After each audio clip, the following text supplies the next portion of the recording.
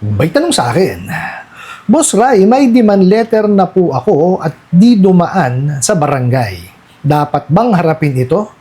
Matagal na po kasi akong nawalan ng trabaho. Ano po dapat gawin? Alright, napakagandang mensahe po nito, pero bago ho natin siya sagutin, imbitahan ko muna sana kayo na pakisuportahan po sana ang aking mga social media account sa YouTube, Facebook, and TikTok. Sa video po natin, alamin po natin kung dapat ba nating harapin, no, yung pinadala sa ating demand letter kahit hindi dumaan po sa barangay. Pero bago ho yan, disclaimer po muna, hindi po ako abogado. Ako po'y maniningil. Lahat po na sinasabi natin sa ating mga videos based on my experience at syempre po sa ating po pagsaliksik at pagtatanong sa mga kaibigan po nating abogado. At isa pa po, hindi ko po kinukonsinti ang hindi pagbabayad ng utang dahil ang utang ay responsibilidad at obligasyon na dapat po nating bayaran. Ang hindi po ako pabor ay doon sa maling pamamaraan ng pautang at maling pamamaraan ng paniningil. Sagutin po natin yung pinadala niyo pong mensahe. So sabi niyo nga meron kayong natanggap na demand letter at hindi dumaan sa barangay, no? Dapat bang harapin ito? Yun po ang tanong po ninyo, no? Kasi matagal na kayong nawalan ng trabaho at ano ba ang dapat gawin? Okay, ito po, no? Hindi ho kasi porkit pinadalang kayo ng demand letter, ibig sabihin, meron na ho kayong kaso. Okay, explain ho natin further. Kasi ganito po, no? Sa oras po kasi na hindi kayo makabayad, no? Prerogative po, no, ng lending, financing, banks, or even tong mga OLA na to, napadalan ko kayo, no? Padalan kayo ng demand letter. Kasi hindi ho kayo nakabayad, eh. Depende ho sa kanila. Let's say, for example, after 5 days, padalang kayo demand letter. Or after 15 days or 30 days, depende ho sa kanila. Nasa ano nila yan, nasa policies and procedure nila yan. Iba-iba po yan. Depende yan sa kumpanya. Okay? Pero hindi ho ibig sabihin na meron kayong demand letter, nakademanda na po kayo. Okay? Now, sagutin po natin yung yung nasa, hindi dumaan ng barangay. Ito po yan. Kung kayo po ay nakautang, no, sa kumpanya, hindi na ho talaga yan dinadaan pa sa barangay. No, kasi po, juridical entity po sila. Ibig sabihin po, no, sila po ay kumpanya na may kakayanan, no, na maghabla, no, ng sa sarili nila.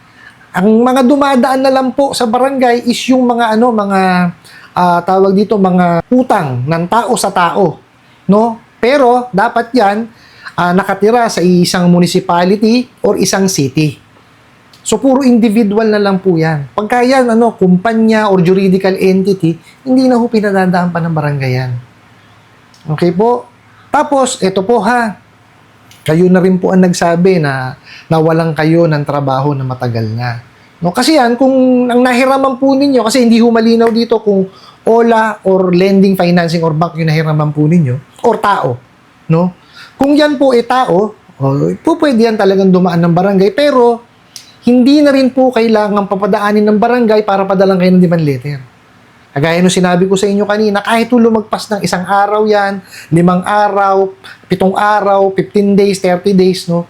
Pwede kayo padalang kagad ng demand letter. Okay? Kahit di pa dumadaan ng barangay. Kung yan sa kumpanya, uulitin ko po, no? Kahit kailan po pwede kayong padala ng ng demand letter niyan. Pero ito po kasi ang rule of the thumb, no? Kailangan muna kasi, no, ma-exhaust muna nila yung kanilang paniningil, no? Yung lahat po ng pamamaraan ng paniningil. Okay? Meron po kasing syempre mga kumpanya na merong mga payment options, no? Kumbaga, marami hong paraan kasi para kayo ay masingil, eh. Okay? Depende yan sa kumpanya. Pero kung dito sa mga buo katapusadong online lending apps, lalo na yung illegal, lalong hindi sila po pwede sa barangay. Kasi hindi sila po pwede talaga dapat magpautang, eh. Bawal sila magpautang dahil illegal sila, eh. Yun ang number 1. Okay? Tapos, itong mga buo katapusadong online lending apps, yung mga illegal na yan, no? Sus Mariosep. Wala akong alam sa paniningil yung mga yan. Lalong walang payment option yan dahil wala akong walang policies and procedure yan. No?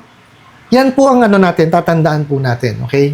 Pagka po tayo kasi ng utang, okay? Meron tayong obligasyon. Now, ito po kasing sinasabi po ninyo, nawalan kayo ng trabaho matagal na. Okay?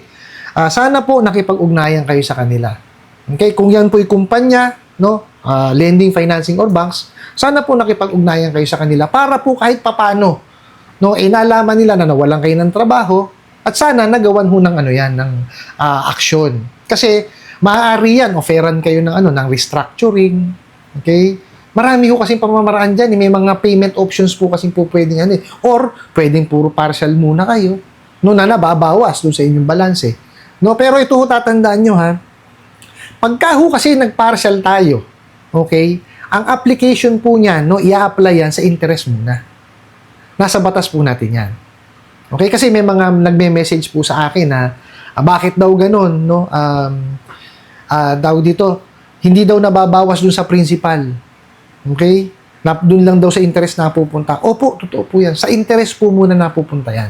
Pero dapat nababawas dun sa balance. No, hindi kagaya nitong mga bugo katabusadong online lending apps, nag-partial ka, no? Hindi nababawas dun sa sa balance. Kasi yung pala sa kanila extension yun or prolongation na tinatawag nila. Wala rin naman yung problema sana ron kung yun po ay na-explain.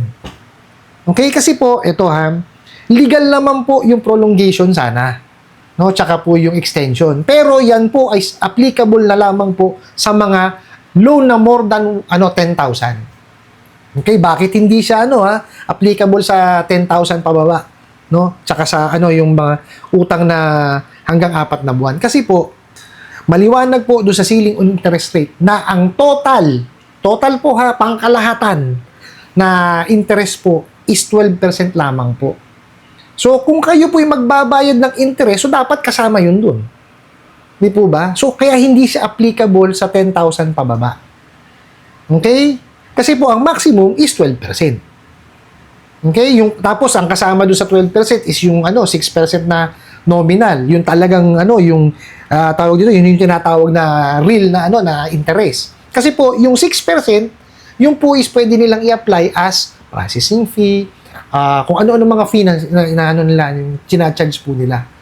Okay po? Kaya po ako, lagi ko pong sinasabi sa inyo na mag-aralan nyo po muna. Kasi kalimitan po dun sa ating mga kababayan, no? Hindi ko naman kayo masisi kasi talagang, pag talaga tayo'y nagipit, no? Talagang tayo'y kakapit sa patalim. Di po ba? At ito po yung mga patalim na yan, yung mga bugo katabusadong online lending apps. Talagang, kumaga, ginagamit nila yung kanilang kumpanya, no, para talaga makapangwalang yan ng tao. Kasi hindi ho ini-explain Talagang disburse agad.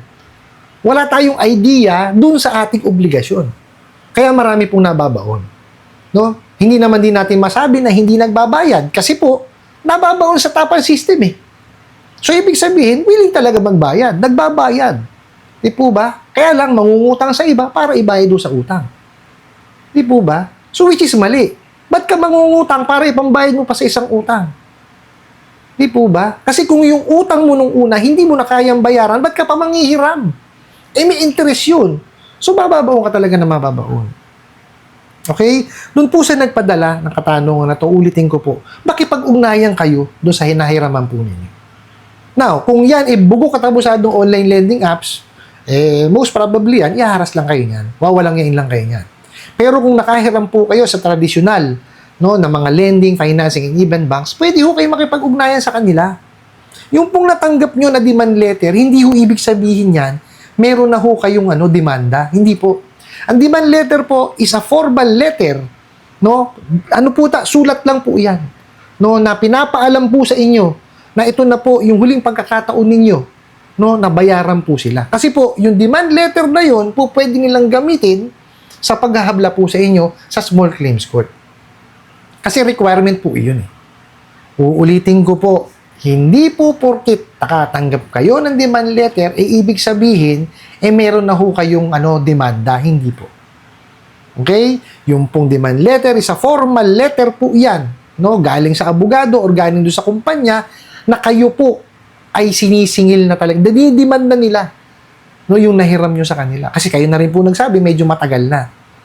Okay? And now, pagka hindi kayo tumalima, hindi nyo, hindi kayo nakipag-ugnayan sa kanila na naka-receive kayo ng demand letter, yung demand letter po na yon, may taning yun Okay? Maaari po nila kasing gamitin yun na ihabla kayo sa korte, sa small claims court. Ang suggestion ko, tumalima kayo doon sa demand letter. May number of days naman po yan Makipag-ugnayan po kayo sa kanila. Sabihin nyo yung totoo.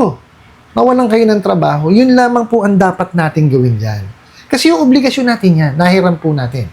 Lagi ko po sinasabi, kung diyan kayo sa mga bugo katabusadong online lending apps, yung mga illegal, okay, yun na lamang pong na i-disburse sa inyo ang bayaran po ninyo. Okay, ngayon, kung yan po ay traditional lending, financing and banks, or di kayo mga registered na OLA, makipag-ugnayan kayo sa kanila. Pero, no, kung kayo po ihaharas, wawalang yain, no, kumbaga, hindi kayo tuturing na na tao talaga yung sa pagsasalita nila, isang tabi nyo. Kasi po, mas mahalaga po yung ating state of mind. 'Di ba? Dapat talaga hindi tayo na-stress. Kasi pag na-stress tayo, saan tayo mapupunta? 'Di po ba? Magkakaroon tayo ng anxiety at depression. Di lalo natin sila hindi mababayaran. 'Di po ba? Makipag-ugnayan po tayo sa kanila, sabihin natin yung totoong nangyari. Wala naman ng problema yan eh. No, lalo kung traditional lending yan, tsaka financing or even banks, no? Pag nakipag-ugnayan kayo sa kanila, madadaan po sa usapan yan. Ano po? I hope nasagot ko po itong katanungan na to at sana po yung makatulong. Maraming salamat po sa inyong walang sawang pagsuporta at panonood sa aking mga video. Maraming salamat po sa inyong pag-like, pag-share, pag-comment at pagtatanong. And kunin ko na rin po itong opportunity na to na imbitahan po sana kayo na pakisuportahan po sana ang aking mga social media accounts sa YouTube, Facebook, and TikTok. Hanggang sa muli po. Yun lang.